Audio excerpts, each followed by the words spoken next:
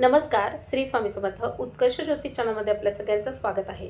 आजच्या व्हिडिओमधून आपण जाणून घेणार आहोत गणपती बाप्पांची सेवा उपासना केल्याने कुठले लाभ होतात, गणपती बाप्पांच्या जयंतीच्या अनुषंगाने काय सेवा आपण करणार आहोत. गणपती बाप्पांना विघ्नहर्ता असं म्हटलं जातं, तसंच सर्व सिद्धीचे कारक म्हणून सुद्धा गणपती बाप्पांकडे बघितलं जातं. त्याचबरोबर गणपती बाप्पांची सेवा उपासना केल्याने जीवनातील सर्व मनोकामना पूर्ण होतात. तसेच विद्यार्थी दशेत असाल तर विद्यार्थ्यांच्या मनोकामना पूर्ण होऊन त्यांना योग्य ते यशसुद्धा समृद्धीसुद्धा गणपती बाप्पांच्या उपासनेने मिळत असते. त्याचबरोबर ज्या मुलांची लग्न जमत नाही आहेत, ज्यांच्या विवाहात अडथळे आहेत, शिवाय ज्यांच्या वास्तुत दोष आहे, अशा सगळ्यांसाठी सुद्धा गणपती बाप्पांची आराधना फलदायी ठरणार आहे. त्याचबरोबर गणपती बाप्पांची सेवा केल्याने जर तुमच्या पत्रिकेत मंगळासंबंधित काही दोष असतील, कुंडलीत ग्रहदोष असतील, तर त्यांचे निवारण होण्यासाठी सुद्धा नक्कीच केलेली ही सेवा फायदेशीर ठरणार आहे. तेव्हा कशी सेवा करायची आहे, गणपती बाप्पांच्या जयंतीच्या अनुषंगाने काय करणार आहोत आपण उपाय, या सगळ्या गोष्टींची माहिती आजच्या या व्हिडिओमध्ये आपण जाणून घेणार आहोत. मात्र त्यासाठी व्हिडिओ शेवटपर्यंत अवश्य पाहावा लागेल. तर मग जाणून घेऊया अधिक माहिती. मात्र त्याआधी आपण अजूनही जर उत्कर्ष ज्योतिष चॅनलला सबस्क्राईब केलं नसेल तर ते आज अवश्य करा. आणि हो, व्हिडिओ आवडत असतील तर व्हिडिओला लाईक आणि शेअर करायला सुद्धा विसरू नका. माघ महिन्यातील चतुर्थी तिथीला गणपती बाप्पांचा जन्मोत्सव साजरा केला जातो. सर्व सिद्धींचे कारक विघ्नहर्ता गणपती बाप्पांना म्हटले जाते. आणि या गणपती बाप्पांची सेवा केल्याने मनुष्य जीवनाला सर्वतोपरी लाभ होत असतो. या गणपती बाप्पांची सेवा आपण जी करणार आहोत, ती सेवा केल्याने काय फायदे होणार आहेत, याबद्दल सविस्तर माहिती आजच्या या व्हिडिओमधून आपण जाणून घेऊया. सुख, शांती आणि समृद्धी आपल्या जीवनात यावी यासाठी गणपती बाप्पांची सेवा महत्त्वाची मानली जाते. माघ महिन्यातील गणेश जयंतीच्या उत्सवाच्या दिवशी ज्या काही सेवा केल्या जातात, त्या दिवशी गणपती बाप्पांच्या बालरूपाचे पूजनही केले जाते. तर मग जाणून घेऊया गणपती बाप्पांची सेवा आपण कशी करणार आहोत, त्यासाठी काय केलं पाहिजे. गणेश जयंतीच्या दिवशी सकाळी लवकर उठून शुचिर्भूत व्हावं. गणपती बाप्पांचं पूजन करायचं आहे. मग गणपती बाप्पांच्या पूजनाची सिद्धता करावी. गणपती बाप्पांच्या पूजनासाठी गणपती बाप्पांना एक आसन मांडून गणपती बाप्पांची स्थापना करावी. गणपती बाप्पांना या दिवशी अभिषेक करण्यालाही विशेष महत्त्व आहे. आपण दर महिन्याच्या चतुर्थीला ज्याप्रमाणे अभिषेक करत असतो, त्याच पद्धतीने अभिषेक पूजन आपण करणार आहोत. त्यात प्रामुख्याने गणपती बाप्पांचं जर तुम्हाला षोडशोपचारे पूजन करता येत असेल तर तुम्ही ते षोडशोपचारे पूजन करावं. मात्र ज्यांना कोणाला षोडशोपचारे पूजन करता येत नसेल त्यांनी पंचोपचारे पूजन जरी केलं तरी हरकत नाही. पंचोपचारे पूजन केल्यानंतर सुद्धा तुम्ही अभिषेक करू शकता. सर्व मनोकामना पूर्तीसाठी, तसेच विद्याभ्यासासाठी, तसेच वास्तूतील दोष दूर व्हावेत यासाठी गणपती बाप्पांचं हे अभिषेक पूजन अतिशय महत्त्वाचं मानलं जातं. आणि या गणपती बाप्पांच्या पूजनाच्या अनुषंगाने अभिषेक करताना गणपती अथर्वशीर्षाची 21 किंवा 11 आवर्तनं करणं गरजेचं आहे. शुद्ध पाण्याने जरी तुम्ही तो अभिषेक केला तरी सुद्धा ते तुमच्यासाठी फायदेशीर ठरणार आहे. अभिषेक केलेलं जे तीर्थ असेल ते तीर्थ प्राशन केल्याने तुमच्या बौद्धिक विकासात वाढ होईल. ज्या मुलांना बोलण्यात प्रॉब्लेम आहे किंवा ज्या मुलांना अभ्यासात प्रॉब्लेम आहे, ज्या मुलांचा अभ्यास लक्षात राहत नाही आहे, केलेला अभ्यास लक्षात राहण्यासाठी असेल किंवा बुद्धीच्या वाढीसाठी असेल, तुम्ही हे तीर्थप्राशन करू शकता. गणपती बाप्पांचं पूजन केलं, अभिषेक केल्यानंतर गणपती बाप्पांना स्थानापन्न करावं. एका छोट्या पाटावर आसन मांडून त्यावर गणपती बाप्पांना स्थानापन्न करावं. गणपती बाप्पांची पुन्हा पंचोपचारे पूजन करावी. पंचोपचारे पूजन म्हणजे गंध, अक्षता, हळद, कुंकू, धूप, दीप, नैवेद्य याप्रमाणे पूजन करावे. पूजन करते वेळी जेव्हा तुम्ही फूल वाहतात त्यावेळेस 21 दुर्वांची जुडी घेऊन त्या दुर्वाच्या जुडीला थोडीशी हळद लावून ती गणपती बाप्पांच्या चरणी अर्पण करावी. जर तुमच्या वास्तुत दोष असेल किंवा मग तुम्हाला जीवनात काही अडचणी येत असतील, कुठल्याही कामात अपयश येत असेल, तर ही दुर्वांची जुडी वाहून विनंती करावी. गणपती बाप्पांना जीवनातील अडचणी दूर होण्यासाठी प्रार्थना करावी. या प्रार्थनेमुळे तुमच्या जीवनात येणाऱ्या अडथळ्यांपासून मुक्ती मिळते. आणि म्हणूनच या दिवशी केलेलं गणपती बाप्पांचं पूजन खूप महत्त्वाचं मानलं जातं. या गणेश जयंतीपासून एक विशेष सेवा केल्यामुळे तुमच्या वास्तूत जर काही दोष असतील तर हळूहळू त्या वास्तूतील दोष दूर होऊन तुमच्या वास्तूत सुख, शांती आणि समृद्धी येण्यास मदत होईल. मग काय उपाय केला पाहिजे, तर त्यात प्रामुख्याने गणपती बाप्पांच्या या अभिषेकानंतर तुम्ही रोज येणाऱ्या 10 दिवसांपर्यंत रोज अथर्वशीर्षाचे ठराविक संकेत पाठ करायचे आहेत. एका विशिष्ट वेळेत विशिष्ट संकेत केलेल्या पाठांमुळे गणपती बाप्पांची तुमच्यावर कृपा होते आणि असं म्हणतात की त्यामुळे तुमच्या वास्तूतील दोष असेल किंवा तुमच्या स्वतःत आलेली नकारात्मकता तीही दूर होते. म्हणजेच वास्तूतील निगेटिव्हिटी असेल किंवा व्यक्तीच्या जीवनात आलेली निगेटिव्हिटी असेल ती दूर होऊन सकारात्मकता येण्यास मदत होते.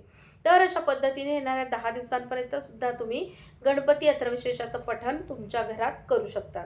त्याचबरोबर रिद्धी-सिद्धीचे दाता असलेले गणपती बाप्पा आणि या गणपती बाप्पांची तुम्ही जर मनोभावे सेवा केली तर तुमच्या जीवनात तुमच्या डोक्यावर जर काही कर्ज असेल तर ते कर्ज निवारण्यासाठी खूप फायदा होतो.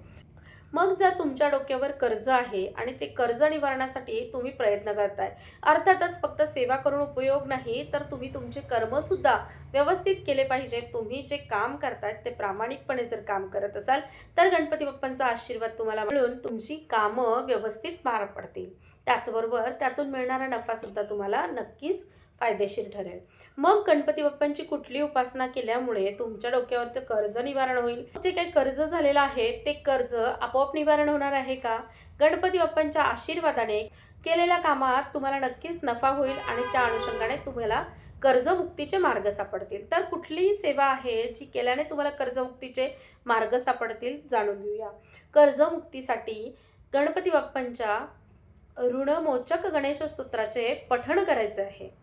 रोज 21 वेळा ठराविक वेळेत तुम्ही जर हे पठण करत असाल तर गणपती बाप्पांच्या कृपा आशीर्वादाने तुम्हाला ऋणमुक्तीचे मार्ग सापडतात. ऋणहर्ता गणेश स्तोत्र असं सुद्धा या गणपती स्तोत्राला म्हटलं जातं. त्याचबरोबर ऋणहर्ता गणेश मंत्र याची सुद्धा माळ तुम्हाला करायची आहे. मग ही माळ जप कशावर करणार आहात तर स्फटिकाची माळ जर तुमच्याकडे उपलब्ध असेल तर या स्फटिकाच्या माळेवर ठराविक संख्येत तुम्ही जप हा पूर्ण करू शकतात. हा जप केल्याने तुम्हाला ऋणमुक्तीचे किंवा कर्जमुक्तीचे काही मार्ग सापडतील. त्यानंतर ज्या मुलांचं विवाह जमत नाही किंवा ज्यांचा विवाह झालेला आहे मात्र वैवाहिक सुखात कमतरता आहे तर अशा मुलांसाठी किंवा अशा वर मुलामुलींसाठी दोघांसाठीही हा उपाय अतिशय महत्त्वाचा आहे. तो उपाय म्हणजे या दिवशी अनायसे गुरुवारी चतुर्थी आल्यामुळे, गणेश जयंती गुरुवारी आल्यामुळे हा उपाय अत्यंत सिद्ध मानला जातोय. त्यात प्रामुख्याने 11 हळकुंड घ्यावे. अख्खे हळकुंड घेऊन पिवळ्या कपड्यात पूजन करून लपेटून आपल्या तिजोरीत किंवा कपाटात ठेवून द्यावे आणि या पूजन केलेल्या हळकुंडाला त्या पुरचुंडीला विनंती करावी की लवकरात लवकर चांगल्या उपर मुलीशी माझा विवाह व्हावा.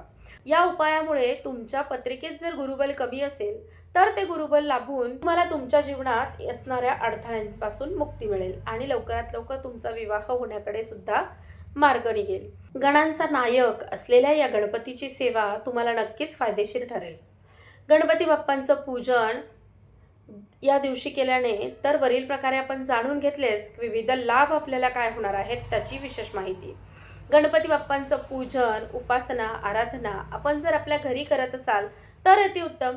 नसेल तुम्हाला घरी शक्य होणार तर तुम्ही कुठल्याही जवळच्या गणपती मंदिरात सुद्धा स्थापित देवता उपासनेत भाग घेऊ शकतात. त्याचबरोबर प्रत्येक श्री स्वामी समर्थ केंद्रातून या गणेश जयंतीच्या अनुषंगाने काही उपक्रम राबवले जातात त्यातही तुम्ही सहभागी होऊ शकतात. तसेच गुरुकुल पीठात जी काही सेवा होणार आहे त्या सेवेतही तुम्ही सहभागी होऊन आशीर्वाद घेऊ शकतात. आणि अर्थातच सगळ्यात महत्त्वाची सेवा जी आपण प्रत्येक व्हिडिओमधून किंवा जेव्हा केव्हा माझ्याकडे क्लायंट्स येतात त्या प्रत्येकाला मी ही सेवा आवर्जून सांगत असते आणि अतिशय अनुभवसिद्ध असलेली ही सेवा आहे जी सेवा केल्याने खरोखर खूप फायदे झालेले आहेत. सर्व कार्यसिद्धीसाठी ही सेवा केली जाते किंवा मग तुम्हाला एखाद्या ठिकाणी ॲडमिशन तुमचं अडकलं असेल, मुलाखतीत अपयश येत असेल किंवा मग तुम्हाला विद्याभ्यासात अडथळे असतील, तुम्हाला परीक्षेत यश प्राप्ती करून घ्यायची असेल तर त्या सगळ्यासाठी सगळ्यात रामबाण उपाय म्हणून ही सेवा मी कायम सांगत असते. तर कुठली आहे ती सेवा जाणून घेऊया. गणपती बाप्पांचा एक मंत्र आहे गणेश कामाख्या मंत्र ज्याला म्हटलं जातो. हा गणेश कामाख्या मंत्र याचा 21 वेळा जप करायचा आहे. गणेश जयंतीचा दिवस या मंत्राच्या जपासाठी अत्यंत उपयुक्त आणि अत्यंत फायदेशीर मानला जातो. तर मग गणेश जयंतीपासून या गणेश कामाख्या मंत्राचा 21 वेळा जप आपण करावा. जप करतेवेळी हातात एखादं लाल फूल किंवा मग लाल अक्षता घ्याव्यात. तो जप पूर्ण झाल्यानंतर ह्या अक्षता किंवा फूल गणपती बाप्पांना वाहावं. गणपती बाप्पांना मंदिरात वाहत असाल तर अतिउत्तम, पण नसेल जमत, तुम्हाला नसेल शक्य, तर देवघरातल्या गणपती बाप्पांना सुद्धा तुम्ही वाहू शकता. गणपती बाप्पांना हे फूल वाहून किंवा अक्षता वाहून विनंती करावी. तुमचं जे काय अटकलेलं काम असेल, तुम्हाला ॲडमिशन हवं असेल, मुलाखतीत यश हवं असेल किंवा मग कुठे परीक्षा देणार असाल, त्यात तुम्हाला यश प्राप्ती करून घ्यायची असेल, तर त्या सगळ्यासाठी विनंती करायची आहे, ज्या योगाने तुमचं काम लवकर पूर्ण होईल, सर्व कार्यसिद्धी होऊन तुमची मनोकामना जरूर पूर्ण होईल. असाच हा उपाय आहे, जरूर करून पाहावा. गणेश जयंतीच्या दिवशी मोहोत्कट विनायक या गणपती बाप्पांचा अवतार सुद्धा झालेला मानला जातो. याबाबत पौराणिक कथा सांगितली जाते. देवांतक आणि नरांतक असे 2 राक्षस भाऊ पृथ्वीवर अवतरलेले होते आणि ते दोघंही अत्यंत त्रासदायक होते. त्यांनी महादेवांची आराधना करून असा वर मिळवला होता की कुठल्याही मनुष्याकडून, कुठल्याही देवतेकडून दिवसा किंवा रात्री नाही, असा आमचा वध कुणी करू शकणार नाही. तर मग असा वर प्राप्त करून घेतल्यानंतर ते दोनही भाऊ अत्यंत उन्मत्त झाले आणि प्राणीजनांना त्रास देऊ लागले. त्यातल्या त्यात मनुष्यांना आणि ऋषीजनांना जो काही त्रास होऊ लागला, पीडेतून त्रासातून मुक्ततेसाठी देवगण आणि ऋषीगण गणपती बाप्पांची आराधना करून गणपती बाप्पांकडे याचना करू लागले स्वतःच्या बचावाची. मग त्यावेळेस गणपती बाप्पांनी त्यांना अभयवचन दिले आणि त्यानंतर रिद्धी सिद्धीला सोबत घेऊन गणपती बाप्पांनी स्त्री शक्तीची एक तुकडी निर्माण केली, स्त्री सैन्याची एक तुकडी निर्माण केली आणि त्या स्त्री सैन्याच्या तुकडीला घेऊन गणपती बाप्पांनी या दोनही भावांसोबत अतिशय घनघोर असे युद्ध केले. या युद्धात दोघाही दैत्यांचा पराभव झाला आणि गणपती बाप्पांचा विजय झाला.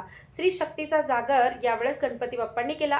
गणपती बाप्पांनी सर्वप्रथम स्त्री शक्तीवर जो काही विश्वास दाखवला तो यातून आपल्याला दिसून येतो. गणेश पुराणात याबद्दल अतिशय सुंदर असं वर्णन सुद्धा आहे. तर मग अशा प्रकारे आजच्या या व्हिडिओमधून गणपती बाप्पांची सेवा कशा प्रकारे केली जाते, गणपती बाप्पांच्या उपासनेचे महत्त्व काय आहे आणि गणपती बाप्पांची उपासना केल्याने कुठले फायदे होतात, याबद्दल सविस्तर माहिती आपण जाणून घेतली. तर मग आशा करते आपल्याला हा व्हिडिओ आवडला असेलच. व्हिडिओ दिलेले उपाय नक्की करून पहा, आपल्याला त्याचा फायदा नक्कीच होईल. व्हिडिओ आवडला असेल तर व्हिडिओला लाईक आणि शेअर करायला विसरू नका. धन्यवाद. श्री स्वामी समर्थ.